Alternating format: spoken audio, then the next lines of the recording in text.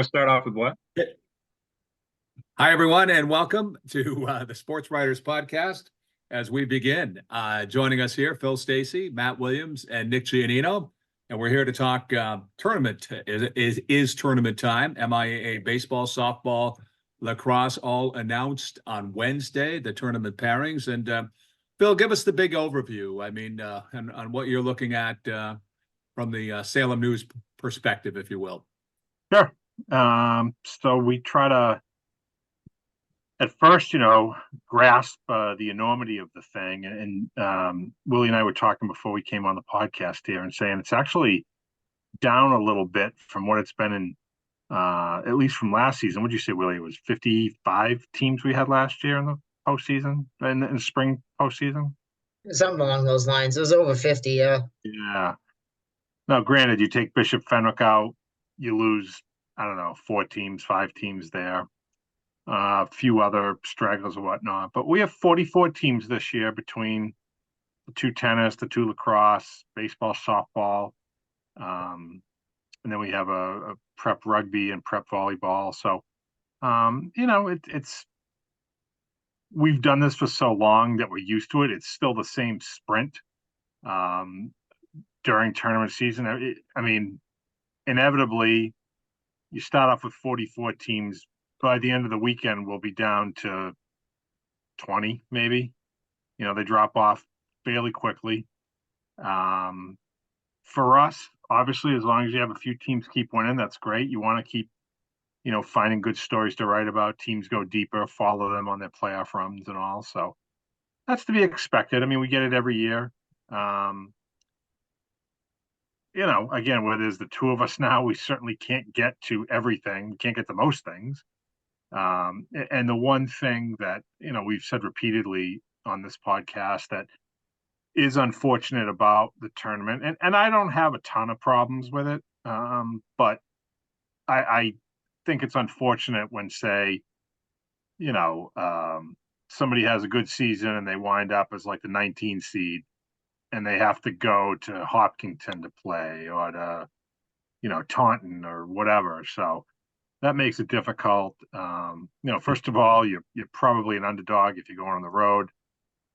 Secondly, the fan base that's watched you and you've cultivated all year is probably, by and large, aside from parents and real passionate fans, not going to travel that far to watch a game.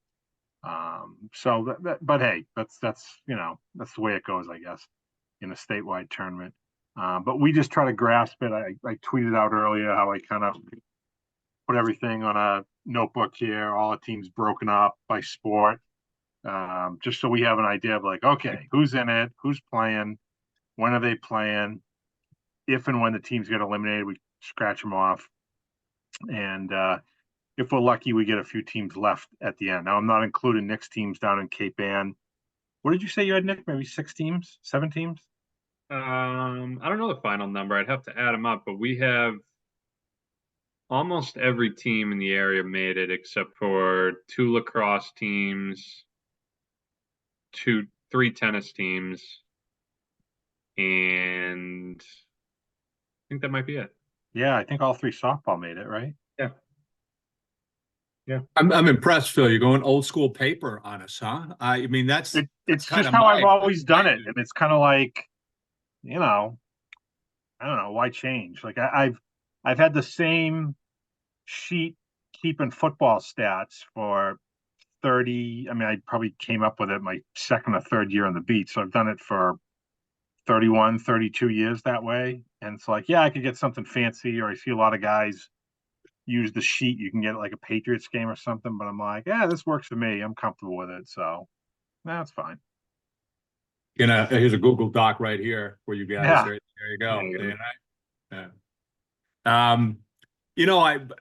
I know we're talking high schools, but I'm going to digress really quickly here. And Phil, because you and I can talk to this, and I know Matt has been following the Endicott baseball team, but yeah, I mean, when you think about it, what a huge story this is, having area college baseball team out at the College World Series. They'll play on Friday against Lynchburg. Yep.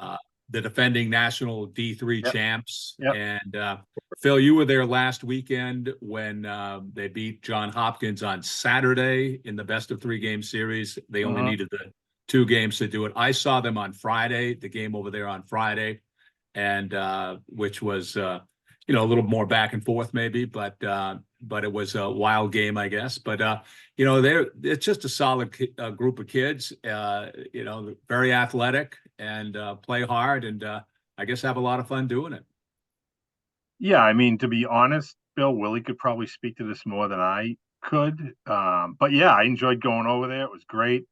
I've talked to head coach Brian Wiley. In fact, I talked to him this morning. They're already out in Cleveland. Haley, what did I say? Jesus. Wiley, the AD. Wiley. He's You gave him probably the He AD. was talking Yeah. about Doc Wiley today and why he wanted to come to Endicott. If you know his story, he played at I want to say Brandeis, that made it to the College World Series. He was coaching at Columbia for Brett Beretti. Frank Varney, his old coach, told him about the job at Endicott. He came out here during a snowstorm.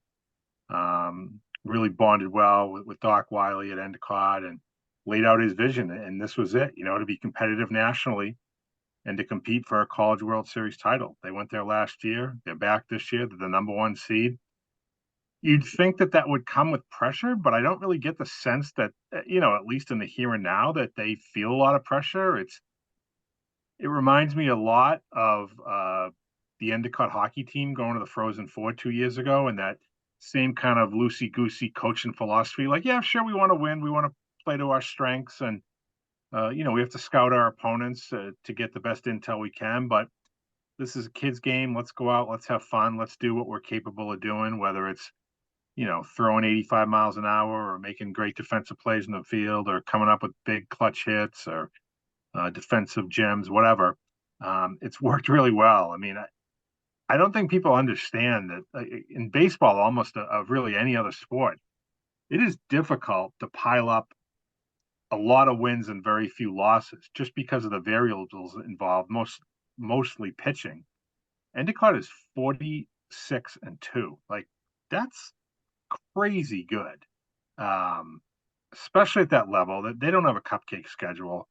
They're playing the best competition they can face, not only within the Commonwealth Coast League, but their non-league games when they go on spring training to Florida to play different teams or whatnot. So they're playing great ball. They're loose. They're confident. Their pitching is outstanding. They just got a few All-American nominations in the last day. They can hit. For power, for speed. Danny McDougal leads the country in stolen bases with 47. They have it all. They have to be the team to beat there. But anything can happen in a double elimination where you have 8 of the best teams in the country, including that. I don't know if you guys are familiar with that. The story out of Birmingham Southern in Alabama. They qualified for the World Series, kind of like they were bounced out in the first round of their tournament. And they got a large bid, and then they went on to win the regional. They upset Denison, which is all over the NCAA leaderboard in the super regionals to make it. But their school is officially closing in 2 days. Like, the school is going to cease to exist, and yet the baseball team is still playing. They've raised like $100,000 to a GoFundMe page to get the players to Ohio for the World Series and help pay the coaches' salaries after May 31st. 1/3 of the team, I guess, was sick. They thought it was food poisoning, but it was like a monovirus they had at super regionals, and they still won with a depleted roster against what appeared to be a superior opponent on paper. So they're really a feel-good Cinderella story, not one that Endicott wants to fall victim to, certainly. But there are some great teams out there. Salve Regina, out of Rhode Island, that Endicott is very familiar with. You mentioned Lynchburg, last year's defending champions, who Endicott opens with on Friday. Pomona Pitzer, that Endicott has played previously. Misericordia, that Endicott played last year in the World Series. They're going to play them again, or you would think they would play them in the bracket this time around. There's a team out of Wisconsin Whitewater, who has all kinds of offensive numbers. I was looking at their stats, and boy, it's like the 27 Yankees, and they can pitch too. So there are some great teams out there, no givens, but you got to like Endicott's chances. They've gotten this far. They've played really, really well. They have a ton of depth. Brian was telling me there are like 10, 11 guys that he can count on to throw, and he feels really good about. There's no, there's nobody like, well, we'd use him in the fourth inning of a game. We were down 7-3 or whatever.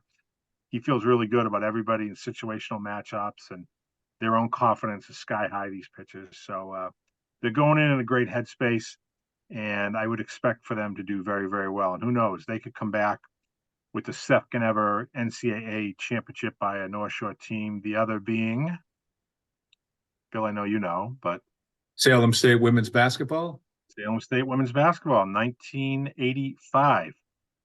The Evie Tim Shea Oquendo. led Lady Vikings, hosted that tournament and won it. 86, I'm sorry, not 85. Yeah, Well, I they did had some Bill Walton on that team, I believe. Yeah. just quickly. I did some research the other day on Endicott because I had a feeling they might be approaching some records, right, for Division III baseball world with 46 wins, and apparently the most wins by any team in a full season for Division III baseball was Marietta College Yeah, in Georgia. Yep. 1985, I think it was, Yeah. with 59 wins. So Endicott's not too far off from that. I don't think they have enough games left in this tournament to They reach don't. that, but that's pretty. I mean, they're going to get close to 50 here. That's pretty good. And undefeated at home, right? They never lost a game at home. Never Right. lost at home. No. So No. pretty good. All right, I'm thinking let's bring Matt Williams in here. He's hasn't had been able to get a lot in here so far. But Matt, as you look at the tournament, we're not going blow by blow, sport by division by division, but of a story or two, what kind of stands out to you of what you've been able to see today in the release of the brackets in softball, baseball? Well, I think baseball wise, I look at Division 4, and if Manchester Essex can win 2 games, they could face Hamilton Wenham in a second round matchup. So that's sort of interesting. Hamilton's 15, Manchester is 31. So if they win their prelim game, they would go to number 2, and if they upset number 2, they get the familiar foe. So I think that's interesting. Sticking in D4, we have Salem is a 24 seed, which it seems a little low for them in that division. They got to go all the way to Hyannis to play St. Paul. That's one of those teams that, like Phil was talking about, you kind of lose track of them, and it's unfortunate because I think they've had a really good season, but who's going to go watch a tournament game in Hyannis? That's really a drawback of this format that's no good. But if they can win a couple games, I mean, I kind of feel like in the 20s, Salem's a sleeper. They got Riley Fennerty built. You saw him pitch against Peabody. Tremendously efficient guy, great right-hander. So with him on the mound, you got to feel good about your chances against anybody, and then kind of see what happens. So that's what I'm looking at there. Division 2, both our teams on the road, Marblehead and Masco. So we'll see what happens. In Division 1, you got Peabody gets a prelim game on Friday. If they win, they go to Braintree. And then St. John's, the only team that could have 2 potential home games without upsets. They're our only top 10 seeded team. They're 7th. And after the first round, it looks like all their foes will be familiar. They line up with Central Catholic or Catholic Memorial in the second round and St. John Shrewsbury in the third round. So the recent tradition the last few years, the Prep has always played a Catholic conference team in the tournament, and it looks like that will continue. So the Peabody Tanners will have a home game on Friday then, right? Preliminary round game. They face the mighty Marauders of Belmont. You got it. Okay. That's one to watch. Interesting. What about their Division 1? They were traditionally a Division 2 team over the years. They've had some real battles with Beverly over the years in Division 2 action. So they've moved up a bit. I'm surprised Belmont's in 1. You're right. And then what do you think about the number 29 ranking for Peabody in D1? Well, I mean, they lost the 2 games over the weekend, so certainly didn't do themselves any favors there. I mean, their non-league schedule was not what it used to be. I mean, you But know, they were I don't coming think off they're of a poor surprised. season too, right? What's Right, that? right. They were coming off of a poor season, and I can remember talking to you in the preseason and thinking like, I don't think anybody was thinking that they were going to win 16 games this spring. Yeah, coming off a 6-win season, you know, so they increased their win total by 10. They definitely did not schedule, you know, they haven't played St. John's Prep in since before COVID. They had some tough teams there in the Janulis, Wakefield, and then losing to Danvers certainly sunk their power ranking, which, uh the power rankings don't account for the pitching. I mean, there's no shame in anybody losing to Mike Maroney. Mike Maroney might be able to beat St. John's Prep with his A game, but the power rankings don't account for that. But you know, I think Peabody was trying to teach their team how to win again this year, coming off a 6-win season. They got some Greater Boston League teams on the schedule, and wanted to get to 10 and get in the tournament. So to get to 16 and have a home game, that's pretty good. And hey, I think they'll take a potential matchup with Braintree. I mean, Braintree's a great program, but they're a public school program, and I think at this stage, that's probably what coach would prefer. I think if they're going to go to a tough team, they'd rather go to somewhere like Braintree than a BC High or a St. John's Prep or somebody like that. So all in all, not bad, and I think everything from here is kind of gravy for them. If they do play St. John's Prep, it'll have to be for the state title because of the brackets. They're on each side of the bracket. So there you go. Yeah, That's a the potential matchup was matchup, Matt. inevitable, but now I guess it's not. So I curse that. Maybe the baseball gods were listening that we didn't want to have to cover that one and pick sides and maybe change dugouts like a certain Greek colleagues of ours used to do. I do remember that. In fact, wasn't said colleague refused entry when he left one dugout and went into the other when it was like 19-0? I mean, there may have been some, I don't know, refused is the right word, but there may have been some sideways glances. Yeah. Well, first of all, as we know, especially in this day and age, you don't sit in a team's dugout. Okay. When you're covering the game, you watch it elsewhere. You don't need to be in the dugout. No, I mean, I get pretty close on the football sidelines sometimes, but Yeah, I no, think right. it's a little bit Yes, different. same I here. don't actually enter the dugout under any circumstances. Correct. Yes. Yeah, All walking right. on the sidelines is fine, but you're not in the huddle or anything like that. Yeah, as long as you don't get in the coach's box, they tend to be all right. Nick, these guys are just rationalizing their behavior. I mean, It seems that it's way. it's what you would expect. That people, we all do it. I get it, but they're putting it right on display in front of us here.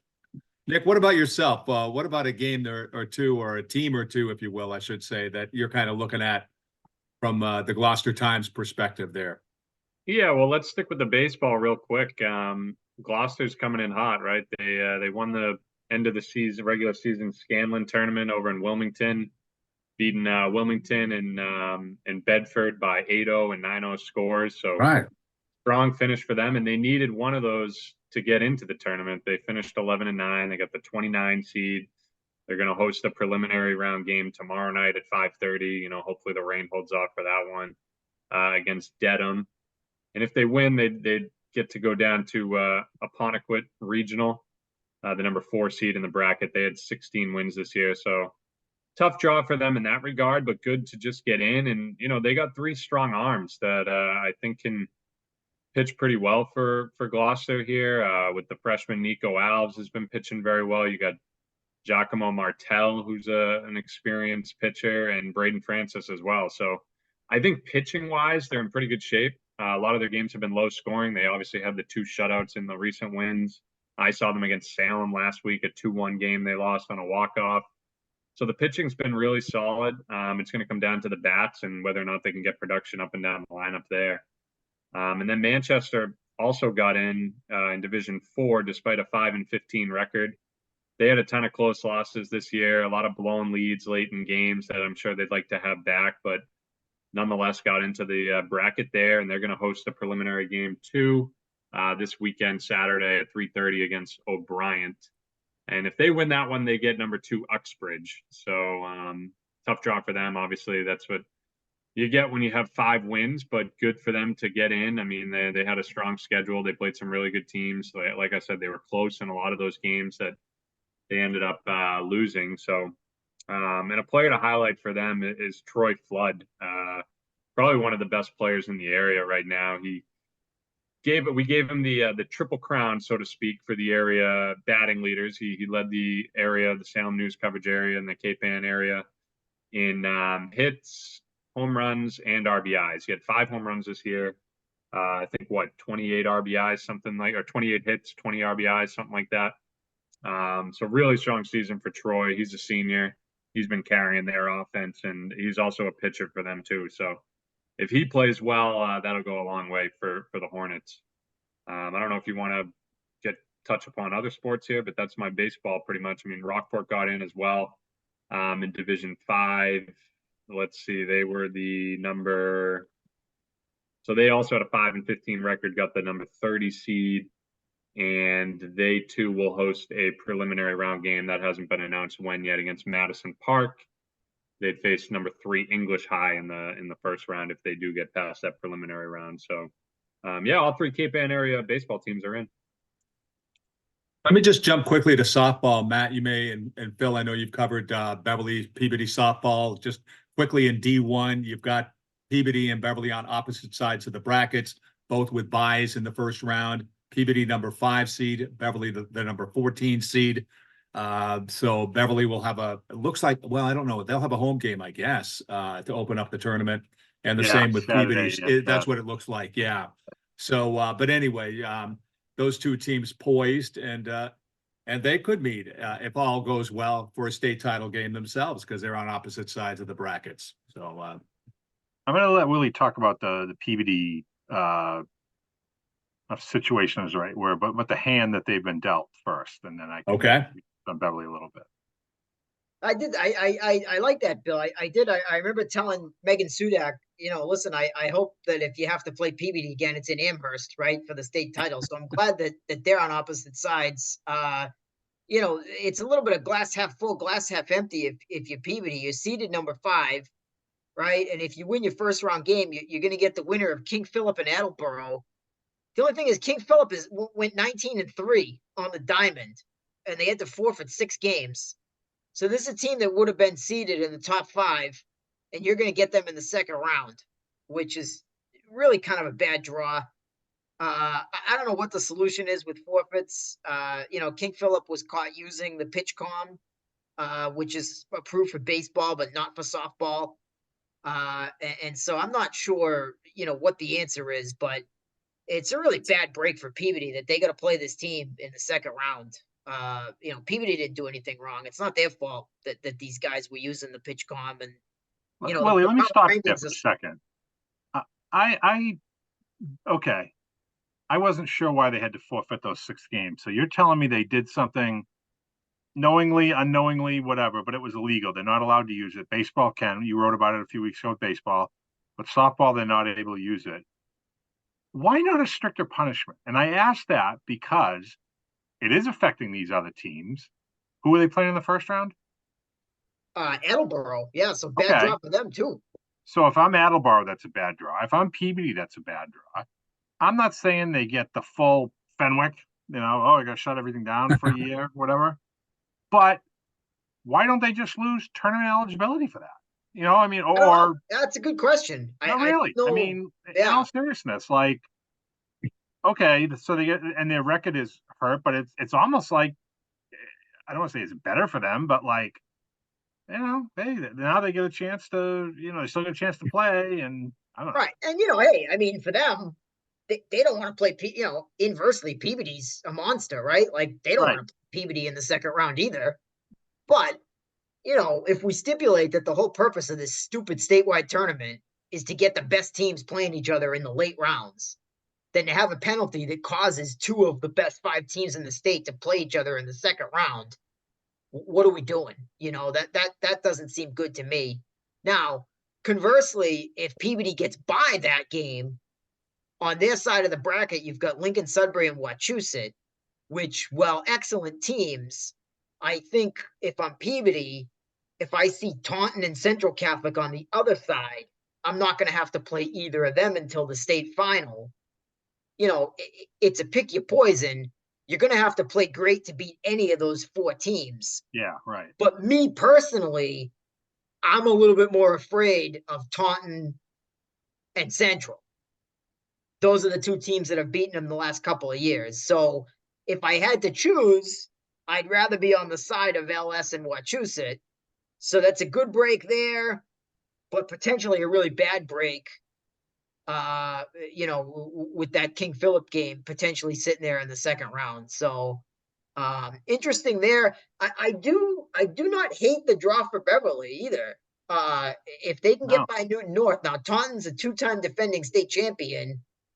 They have tremendous pitching, but Beverly's one of the best offensive teams 1 through 9 in the state. They've proven they can hit tough pitching, So Yeah, I don't know how many home runs they have, but I'm guessing it's up near 20. yeah, they got a lot. They hit a lot of home runs. Yeah, they got quite a few. Peabody and Beverly both, and Beverly's are a little bit more spread out. So, and Taunton's not as gifted offensively as some of the other teams out there. So, you sort of have a best on best situation. I don't hate the matchup for Beverly. I really don't. I mean, they're a well coached team and they hit the ball very well 1 through 9. So, that's I listen. It's a Herculean task to try to knock off the 2-time defending state champs on the road. They might even be 3-time defending state champs. I don't remember who won it in 2021, but if I'm Beverly again, like I'd rather play Taunton than Central Catholic if that's my choice. It sounds crazy, but it's kind of a sneaky decent matchup for Beverly. I mean, they could lose, and I could sound stupid, but I honestly don't hate it. I kind of think that they sneaky have a chance to pull an upset there. I mean, they got to get by Newton North first, right? I can hear them cursing me now. Like, don't assume we're going to beat Newton North. We're going to play well in that game, right? Don't put the cart before the horse, but the way they swing the sticks, I don't hate that matchup. Yeah, Newton North being the number 19 seed, and well, we're talking about the first game. Or I'm going back to their first matchup against Newton North, 19 seed, and Beverly, as I mentioned, 14 seed. A lot of good teams there. If you look at them, anything in that top 20 looks like a pretty solid team, and below that too, actually, for sure. Yeah, anybody out of the Merrimack Valley can beat anybody. Yeah. We saw some upsets last year. Some low seeds got through. So, any of those teams, Methuen, North Andover, etc., you got to watch out for.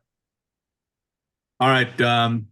I'm looking at the clock here. We do not have a lot of time left here, but Phil, maybe you want to give us a quick lacrosse update on what you're thinking and what you're observing here at the pairings that have been announced. Sure. Yeah, no problem. So we get Not a 7 problem. teams from my area, plus Nick, Manchester, Essex? Correct. You want to just talk on them quick, and then I can jump on our Salem News teams? The boys, yeah. Yeah. So they drew the number 8 seed, 14-4 for them this season. Kind of flew under the radar. Had a really good year. Phil, we've talked about Quinn Brady, who we look at him in the stats every week, and it's like, man, he's scoring a lot of goals. I know he had well over 50 this year. So they got some firepower. They ended up getting a pretty good seed out of it. I'll have a story on that team coming later in the week for Friday. I'm waiting to speak with the head coach there, John Siderwitz. But good draw for them. They got Bourne in the first round. No date or time on that game yet, but number 8 versus the number 25. They'll be home in that one. And if they advance, they'll face the winner of Nipmuc Regional and Old Colony. Again, I don't know much about these teams. I'm sure they don't either. They'll do their due diligence, get in the film or whatever they can on these opponents. But I would like to think they have a real good shot of at least getting through that first round over Bourne, and then see where the chips fall from there. But they'll host 2 first-round games, which is really good. So strong season for them. Yeah, shout out to the Hornets. All right, so for our teams, Bill, as I said, 7 boys lacrosse teams from our area. Obviously starts with St. John's Prep, 3-time defending state champions. They're ranked number 1 in Division 1. Of course, again, they're 16-2. The first 2 rounds are going to be JV games by halftime. They're going to blow those 2 teams out. It's just the way the lacrosse tournament shakes out. They'll roll both of those teams, whoever they play. They get to the quarterfinals, still home, which is a huge advantage, obviously. They'll play either Franklin, who's number 9, I would guess, or Catholic Memorial, which they've beaten twice by 5 goals during the regular season. I still don't think, it'll be a much tougher test for them, but they should get through that. Then you're looking at the semifinals. You're probably looking at BC High, who they've played in the state final for the last 3 years. They are the number 4 seed now. Again, St. John's Prep beat them twice during the year. Although maybe I shouldn't be so fast in saying it's going to be BC High, because they could get matched up against Zavarian in the quarterfinal round. Those two Catholic Conference foes going at one another. But St. John's Prep did beat BC High by 3 on the road and by 10 at home, just actually less than 2 weeks ago. And then in the final, if they make it that far, you're probably looking at either Lincoln Sudbury or Acton Boxborough. Both teams that St. John's Prep has beaten this year. I mean, the title is there for them. But they have to stay focused. What's happened in the past doesn't matter. No one is going to lay down for them because they've won 3 straight titles. They got to bring it. They've shown some vulnerability this year because they have lost a couple of games out of state. Obviously, they haven't lost anybody in state, but they did get humbled a little bit by Staples, Connecticut. So they're vulnerable. It's no sure thing that they're going to win it. But if they play the way that they're capable of and rise above and really put together 4 consistent quarters, get strong goaltending, their depth, their scoring acumen is really tough for any team to beat. So that's in Division 1. Division 2, Marblehead, losing to Newburyport in the season finale may or may not have knocked them out of a potential home game. They're number 20. They got to go down to Bridgewater, Raynham. So a year after they went to the Division 2 state semifinals, they hit the road for the first round, hoping to come back with a win there. Beverly and Masconomet playing a prelim game against one another. Saturday, 4 o'clock, up on the grass at Masconomet. Those two teams split 2 meetings in the regular season this year. They both won by 1 goal at the other team's place. So by that logic, does Beverly have an edge? I don't know. Does Masco fire up because Beverly beat them last time on their home turf? I don't know. We'll find out and see. Kind of coming in 2 different waves here. Masco lost 5 out of 6 down the home stretch, but did play a better schedule than Beverly, which was knocked off by Winthrop in its last regular season game, but had won 10 of 11 prior to that. So a lot of scoring for Masco. Beverly's kind of based more on defense. So dichotomy of styles there, but it should turn out to be an interesting game. And will it be another 1-1 game? I mean, 1 goal game, I should say. I mean, why wouldn't you think so, right? Then you get Essex Tech in Division 4. Division 3. They hit the road. They're going to play, I think it's Pembroke. They're a 19 seed, I want to say off the top of my head. I can double check that here. 19 seed for Essex Tech. And they hit the road to play Pembroke. They've only won 1 ever state tournament game. This will be their 12th all time. So they're looking for win number 2. They have a lot of scoring, and they have a great goaltender in Damian Bierstecker, but can they get it done against top-notch competition? That is the question mark there. 2 teams in Division 4. You have Ipswich, which is coming off of a 12-4 season. Cape Ann League Baker champions have played. Cape Ann League Baker Power have played very, very well. They will get a home game against Oakmont Regional. And Swampscott, I think they were certainly looking for better than a 13 seed after going 17-1. They won the NEC Lynch division. They beat Marblehead, the only team to do so in the league. I guess the formula, it is what it is.